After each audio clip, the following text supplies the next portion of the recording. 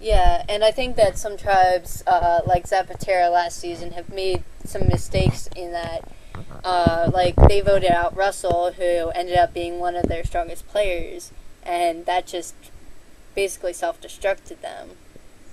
Yeah, from the beginning, throwing a challenge just to get rid of him instead of waiting, like, one more day to do so was just a terrible move because it set them on a downward motion and really just ruined their tribe because he's a main strategic player. And if you joined an alliance with him, he would knock everybody else out for you, and then you'd be together. And all you have to do is turn the card on him when he's least expecting it. But kicking him off right away and throwing a challenge at that was just a terrible move on their part. But yeah, that's why I'm sure that tribe unity is the best way to go and getting rid of the weak. And Russell was not the weakest.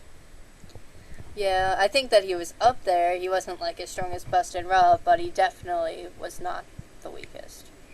Yeah, definitely last season I liked the matchup Boston Rob Russell.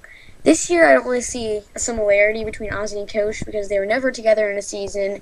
They never had any animosity between them. So I'm not as interested in that whole relationship and more Ozzy's relationship with his tribe and Coach's with his. Yeah, I've heard Jeff Probst's opinion and kind of commenting on that. He said that they are both alike in the fact that both of their social games have been very, very poor so far, and that they've each played 3 times, and each time just not done well. Yeah, but they definitely differ in the fact that Coach has always been quite secluded, and Ozzy's just been out there. And I kind of refer to him as like a hippie pirate going on. He's got the pirate look and the hippie attitude. But this season, he's definitely had an improved social game, and so has Coach. So it's definitely interesting, but not as interesting as the Boston Rob versus Russell that was going on last year. That really attracted more people to the show, I would say. Yeah, it's a shame that Zapatera voted Russell out because I would have loved to see Boston Rob versus Russell duel for who stays in the game. That would be epic. Yeah. Because, seeing their animosity played out in a duel would be amazing because they're both, they have so much passion for the game, for winning the game. So it would be interesting just to see how they would pit up against each other as well. I would say Boston Rob would win. I've always been a kind of a Boston Rob shipper, so I was pretty excited when he won last season. Yeah, he definitely deserved it. He played a perfect game, basically. That's as perfect as it can get, I would say. What he didn't, he did just the right amount of work. He didn't get stressed out when his name came up, and he just had everyone wrapped around his finger the whole game, which was just intelligent. Yep, the Rob father played great. Oh yeah, speaking of him, what do you think about his new show? When is that going to air? Did it This already air? Sunday, I think.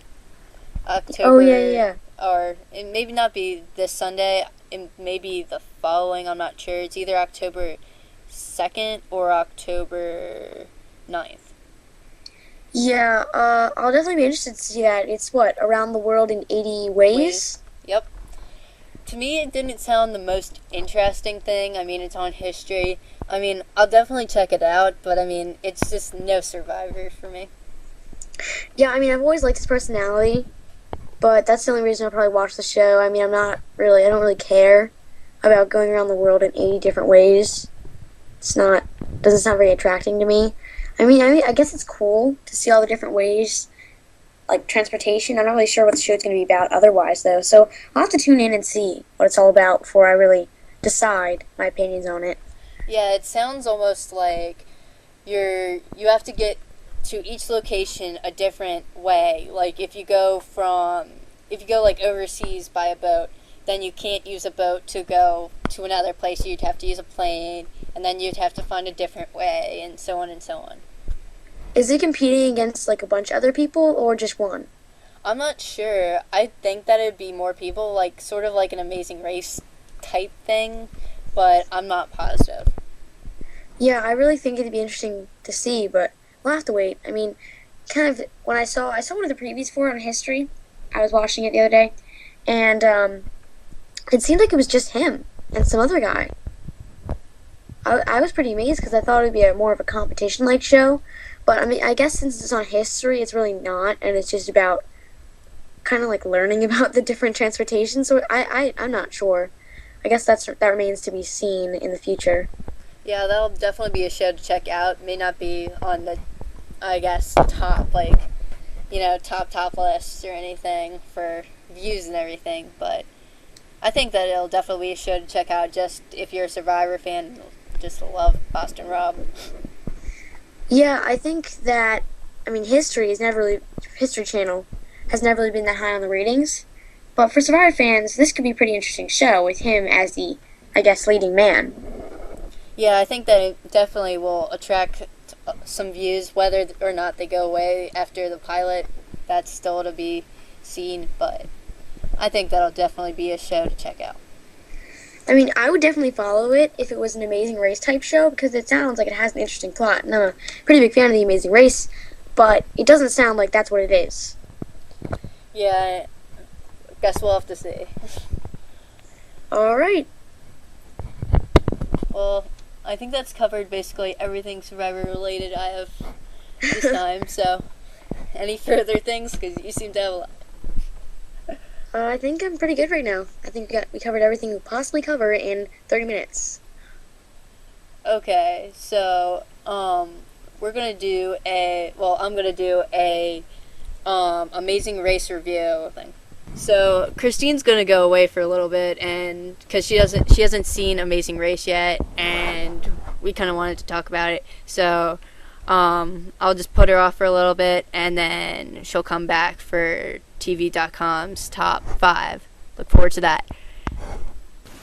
So on this week's season premiere of The Amazing Race Season 19, the teams were announced, and they would be Ernie and Cindy, Jeremy and Sandy, Justin and Jennifer, Ethan and Jenna, Amani and Marcus, Lawrence and Zach, Andy and Tommy, Ron and Bill, Kaylani and Lisa, Liz and Marie, and Bill and Kathy. And what I found really interesting, this was my first time watching it. Any real episode of The Amazing Race, never really was exposed to it.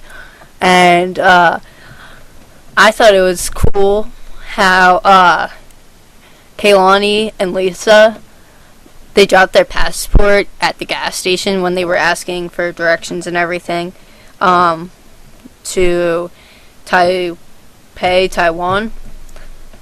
Well, actually LAX airport, but to Taipei, Taiwan, and they lost their passport, and that created them to lose hope, but eventually find their passport and actually end up higher than last place.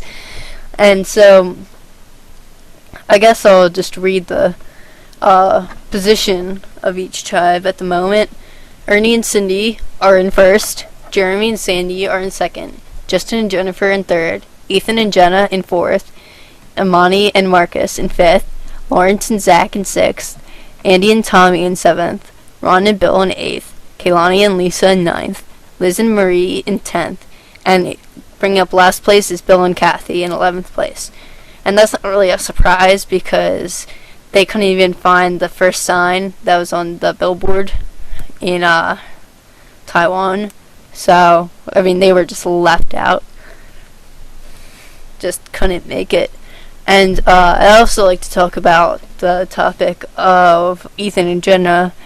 They, two past survivors, did well. They didn't do as good as just the civilians, never been on reality TV, like Ernie and Cindy, who dominated the whole way. I think it was the Asian, yeah.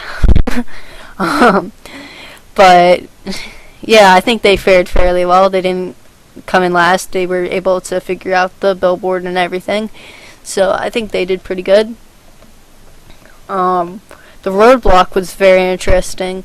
You had to go up to a payphone, type in 1-800-CONFUCIUS. There would be a message played, and you would have to memorize that, then go talk to the monk about it. And I thought it was very interesting that, like, no one could get it. I mean, Liz and Marie spent forever. Liz could not memorize it, and Marie was freaking out on her. That was ridiculous. It's hilarious but ridiculous. And how Kathy got it right away. I mean, that was just crazy. So yeah, I'm hoping to see more in terms of getting really just understanding the show better, because I'm still a little bit confused. It's my first time watching, and I think I've got it pretty good down though. So yeah. And welcome back, Christine. I'm back. Okay, so we said that after the Amazing Race review, we'd be talking about TV.com's top 5 shows. Have you had a chance to look at them yet? No, just fill me in for me. Okay, so here's the countdown. At number 5, we have The Vampire Diaries. At number 4, we have Grey's Anatomy. At number 3, Criminal Minds. At number 2, NCIS. And at number 1, Terra Nova. Okay, I'm pretty depressed to say that I've only seen number 2, NCIS. I mean, yeah, it's pretty sad, isn't it? Yeah. Last week The Mentalist was on, and I know that you're a big fan of that. I'm a huge fan, for anyone that's listening. I was not a big fan of the pilot of season 4 because it didn't seem real enough to me. I mean, I was really interested into the finale when he shot Reg on, but until then, when we got into this, he got off so easy in court, and it wasn't right. But the episode yesterday was interesting with his new team, so moving on. Yeah. Actually, TV.com has a top 20 list. We just don't say it all for time, but just so you know, Mentalist is number 12. Woo! So, thought you might want to hear that. Thank you. And I've actually seen number 2 also, being NCIS. A friend of both me and Christine's is like obsessed with that show. Oh yeah. Like used to, I think have like some type of like shrine for one of the actors. Insane. Yeah. Michael Weatherly, I think. Yeah. Anyway, yeah.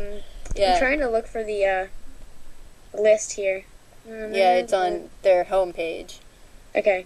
And number 1, I really want to see. It's Terra Nova, and it seems like it's kind of like a Jurassic Park type thing, where it's almost like dinosaurs and everything, almost like the series I think Sci-Fi put out a couple years back, or BBC or something. It was like Primeval or something. Huh. I was a fan of Jurassic Park, but what's Terra Nova all about? Is like an alternate world, kind of like Avatar